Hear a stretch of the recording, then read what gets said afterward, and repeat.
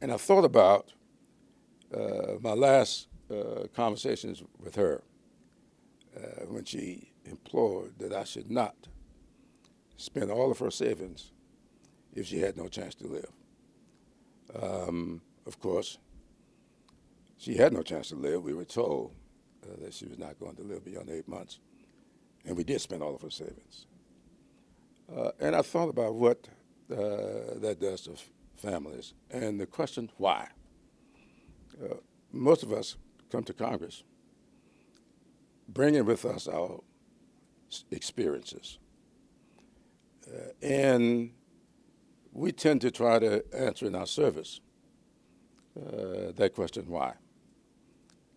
And though that was an emotional part of the meeting, every session that I sat through, the common theme of unity, the common theme of really opening up opportunities for all, I think is embodied in that little interchange between our colleague, Congressman Takai, and Vice President Biden.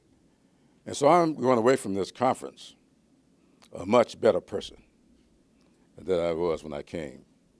And I hope that as we Democrats go back to the Hill on Monday, that we will really stay united, creating opportunities for all, and try to go to the American people in this election year, presenting, in sharp contrast to the other side, a united front dedicated to opening up opportunities for all.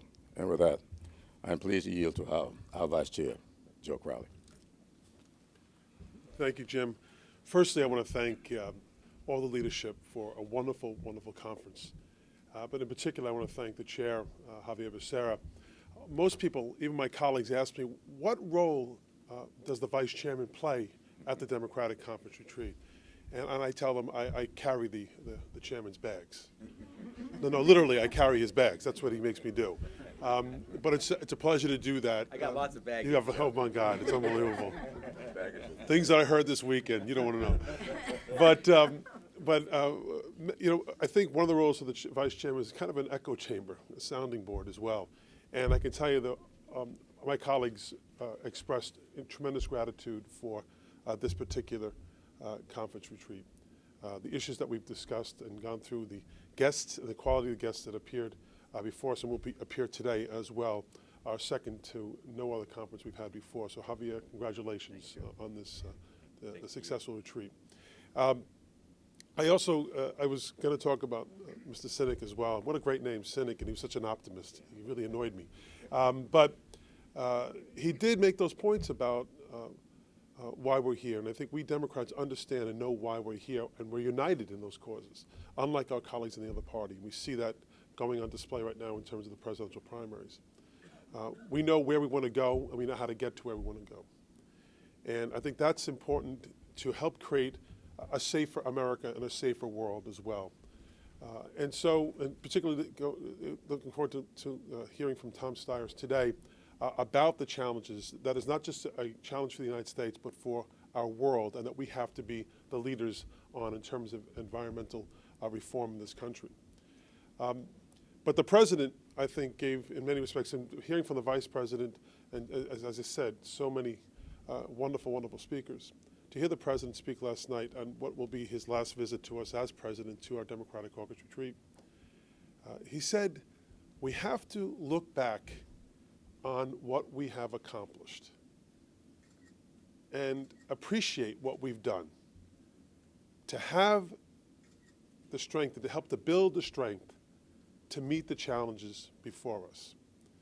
And I strongly believe that challenges create opportunity.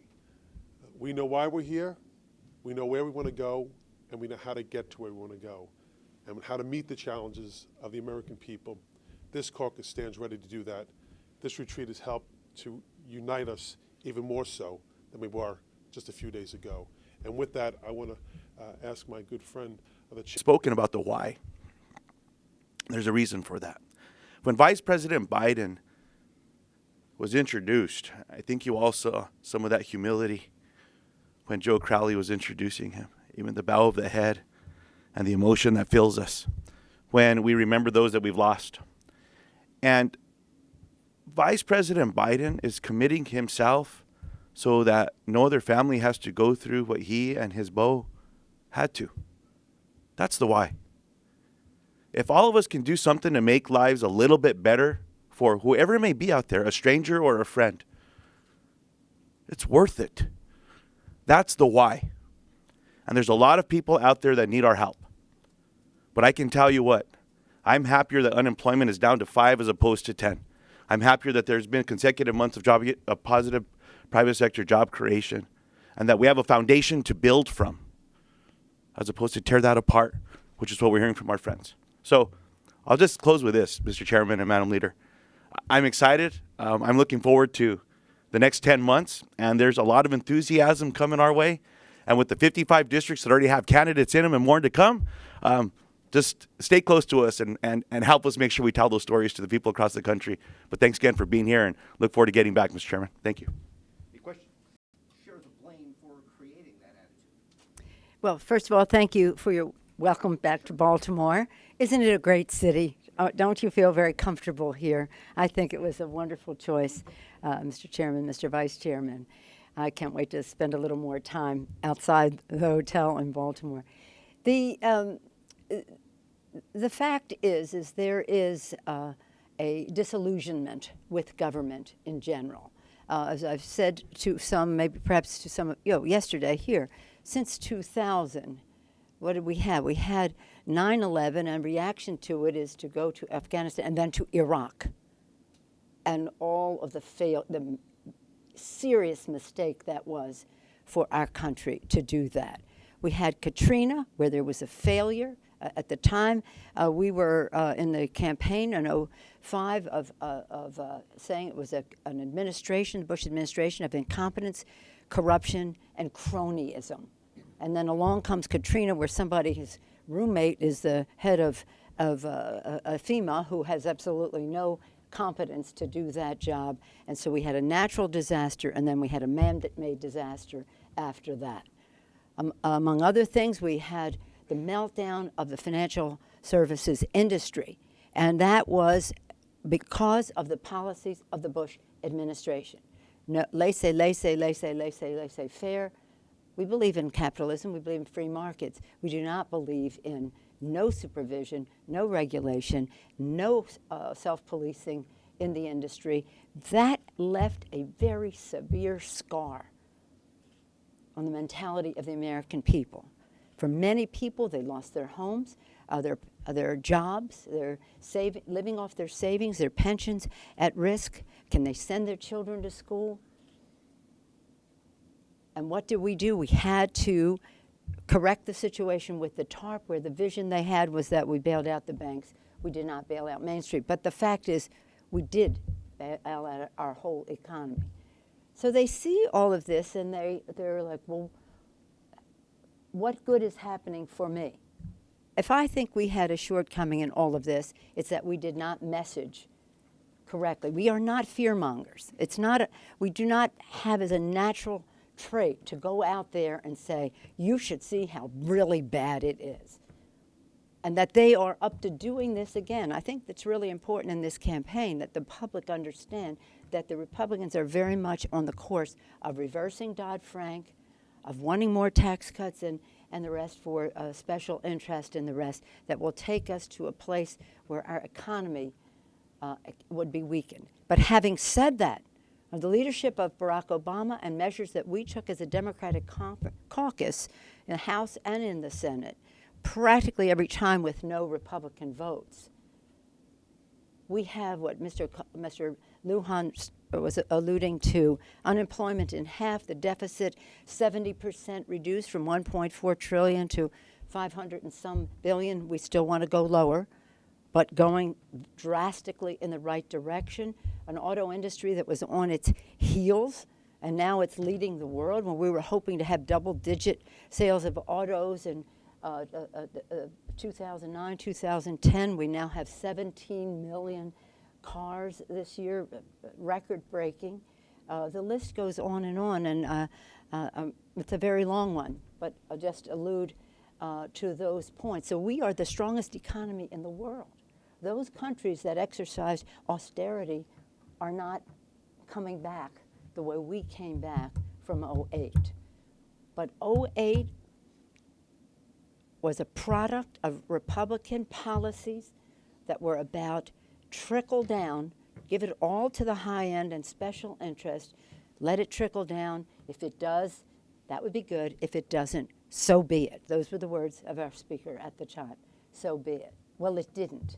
And not only didn't it trickle down, it melted down. So you can understand why I think the occupiers and the Tea Party had that element in common. And you see some of that in the presidential race on the Republican side. I think Bernie Sanders has a very positive message.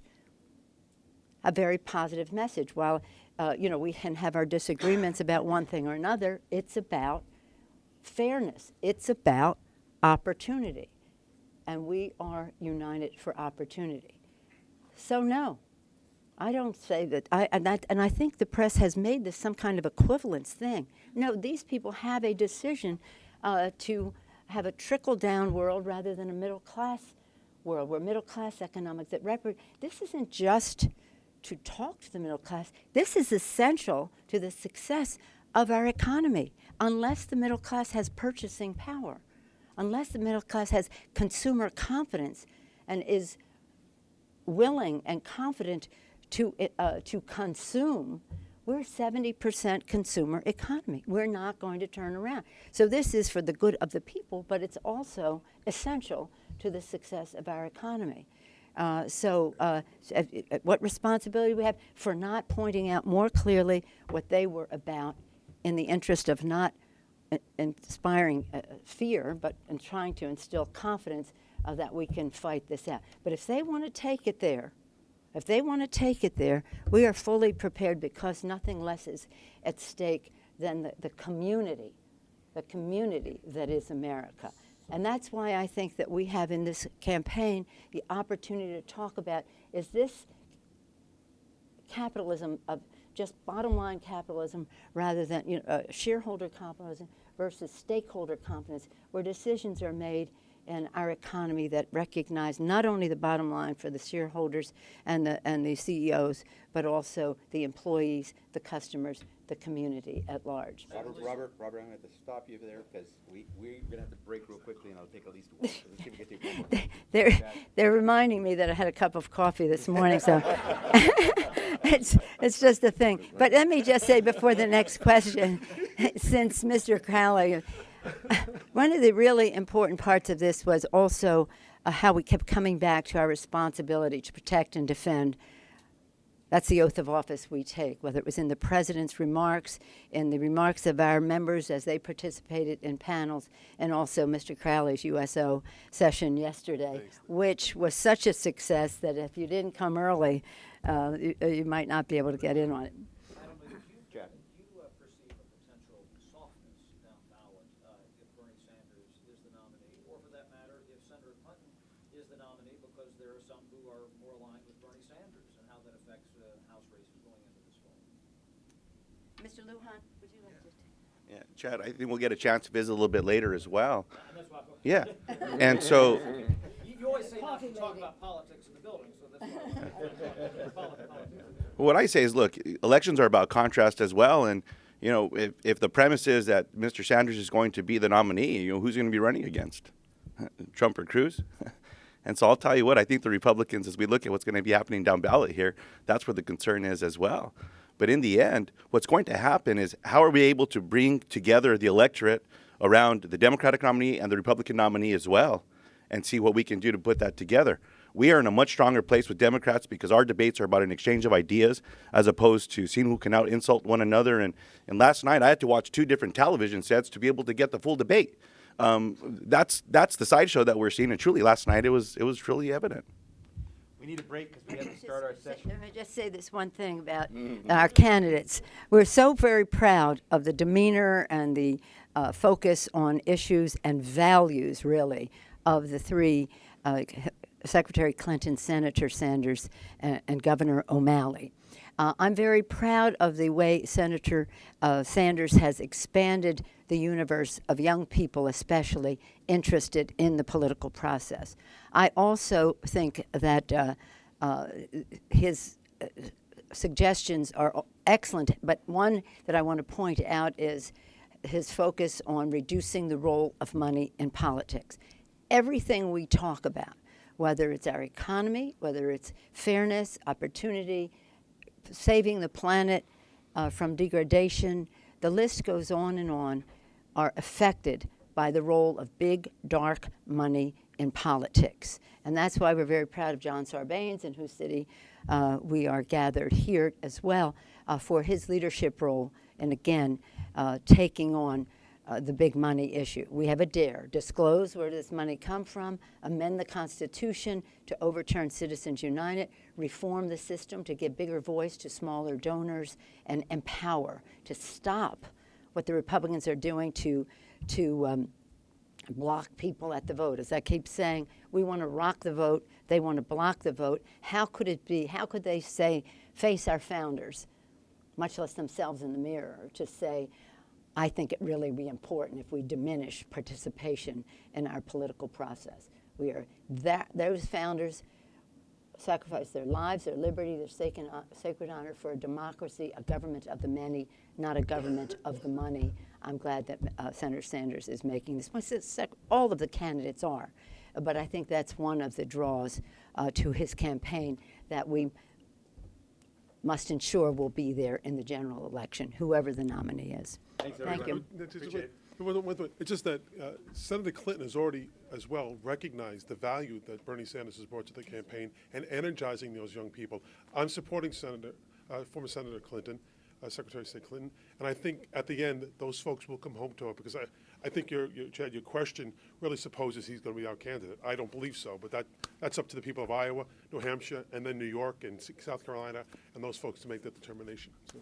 I think history will record that Bernie Sanders' candidacy had a very wholesome effect on our political process, and we're very proud of that. Thank you all. See y'all later.